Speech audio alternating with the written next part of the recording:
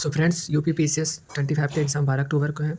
मैं आपको कुछ बुक्स दिखा रहा हूँ जिनको पढ़कर आप ठीक ठाक मार्क्स ला सकते हैं। इवन अगर आपने डीपली स्टडी की है तो आप इजीली क्वालिफाई कर सकते हैं। इसमें 2 पेपर होंगे। पेपर 1 में जीएस पूछेगा और पेपर 2 में सीसैट का पेपर होता है। तो ये मैं आपको कुछ बुक्स दिखा देता हूँ।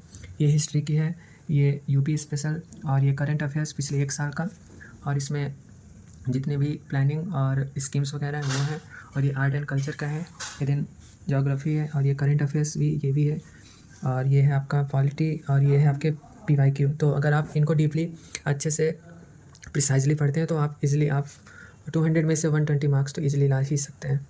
और इसके अलावा एक और बुक है जो कि इकोलॉजी की है। आप इसको भी फॉलो कर सकते हैं। इकोलॉजी काफ़ी हद तक ज्योग्राफी में ही आ जाती है, तो इसकी कोई बात नहीं है। सो आप लोग एक बार और देख सकते हैं ये वाली बुक्स। और इसमें पिछले 2012 से लेकर 24 तक के क्वेश्चंस हैं, आप लोग उनको पढ़ सकते हैं। उसके बाद यूपी स्पेशल के कुछ क्वेश्चंस तो पूछते ही हैं, 10 से 12 क्वेश्चन। करंट अफेयर्स 20 से 25 क्वेश्चन। देन ज्योग्राफी आपका पॉलिटी का काफ़ी वेटेज रहता है। पॉलिटी एंड हिस्ट्री में भी एंशिएंट और मॉडर्न काफ़ी पूछता है। उसके बाद स्कीम्स में आ जाते हैं।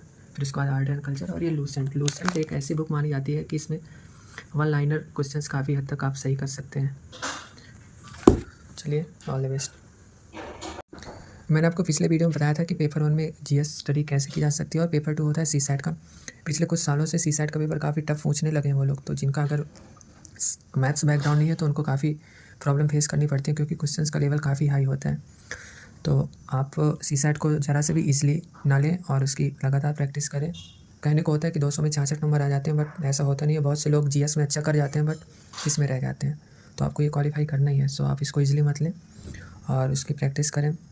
नंबर सिस्टम आप अच्छे से कर सकते हैं। तो इसके बाद लॉजिकल रीजनिंग अच्छी खासी पूछ लेता है इसमें से।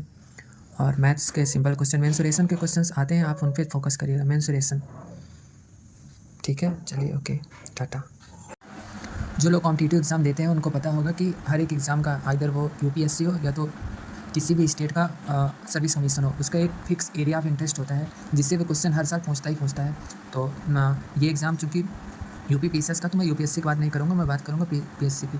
तो इनमें से कुछ एक फिक्स कुछ टॉपिक्स होते हैं जिनसे हर साल वो रिपीटली क्वेश्चंस पूछते हैं। जैसे जीएस पेपर 1 में उनके कुछ एक फिक्स एरिया ऑफ इंटरेस्ट है जिनसे क्वेश्चन हर साल पूछते हैं। जैसे अगर आप रिसेंटली अभी कोई प्राइज़ डिस्ट्रीब्यूशन हुआ तो उससे रिलेटेड क्वेश्चन पूछते हैं। जैसे अभी वो पद्मा अवार्ड ज़रूर पूछ सकते हैं, ऐसा मुझे लग रहा है। और जितने भी ग्लोबल इंडेक्स होते हैं, चाहे वो सस्टेनेबल डेवलपमेंट इंडेक्स हो या तो पीस इंडेक्स हो, हैप्पीनेस इंडेक्स, हंगर इंडेक्स और आईपी इंडेक्स, ये इनसे क्वेश्चन वो पूछता है। इसके अलावा जितनी भी फॉरेन समिट्स होती हैं, जितने भी ऑर्गेनाइजेशन है, जितने भी स्पेसिफिक डेज़ होते हैं वो पूछ सकते हैं वो। और इसके बाद जितने भी अभी कुछ रिफॉर्म्स जितने भी होते हैं, जैसे अभी एक रिसेंटली कुछ दिनों पहले वक्फ का रिफॉर्म हुआ था, तो उस पर वो लोग कुछ क्वेश्चंस पूछ सकते हैं। देन उसके बाद अगर हम जीएस पेपर 2 की बात करें सीसैट की, तो उसमें से सिंपल कुछ फिक्स टॉपिक हैं, जैसे एसआई हो गया, और उसके बाद नंबर सिस्टम हो गया, परसेंटेज हो गया, एवरेज हो गया। ए से रिलेटेड क्वेश्चन वो लोग बहुत पूछते हैं। और प्रॉफिट एंड लॉस हो गया, और मेंसुरेशन में वो लोग काफ़ी ज़्यादा क्वेश्चन पूछते हैं, तो आप उसकी तैयारी कर सकते हैं। तो यही है कि अगर आप कुछ फिक्स टॉपिक लेके चलें तो जो करंट अफेयर से रिलेटेड क्वेश्चन होते हैं 20 से 25, वो आप क्वेश्चन सही कर सकते हैं।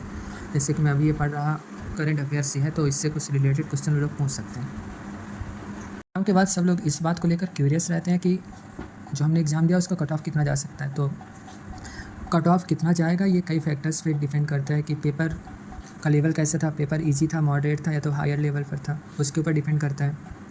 और क्वेश्चन कैसे पूछे गए थे। और कभी कभी होता है कि पेपर इजी आता है लेकिन उसके बाद भी कट ऑफ काफ़ी लो जाता है, और जैसे भी हो गया तो उसी के अकॉर्डिंग कट ऑफ जाता है। जैसे कि अभी तो 24 वाला एग्ज़ाम रनिंग पे, अभी 29 जून से 2 जुलाई तक उसके मेंस हुए थे।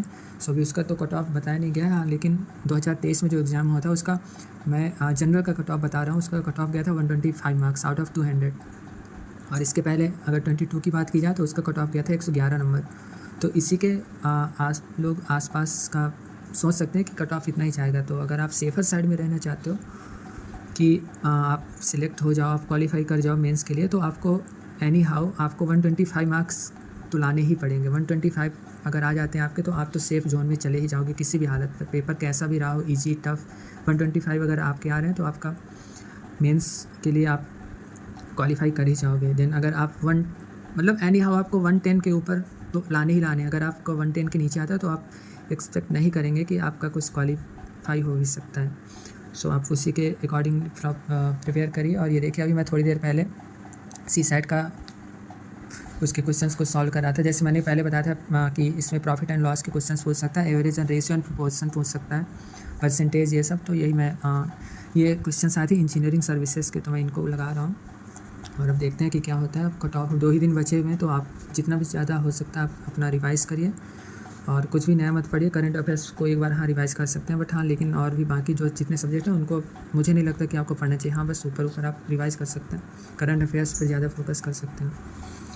और कट ऑफ वही है, मतलब 130 अगर आपके 125-30 आ रहे हैं, तब तो आप श्योर 100% है कि आपका मेंस के लिए क्वालिफिकेशन हो रहा है। मतलब आपको 110 से 125 लाने ही पड़ेंगे, तभी आप क्वालिफाई कर पाओगे।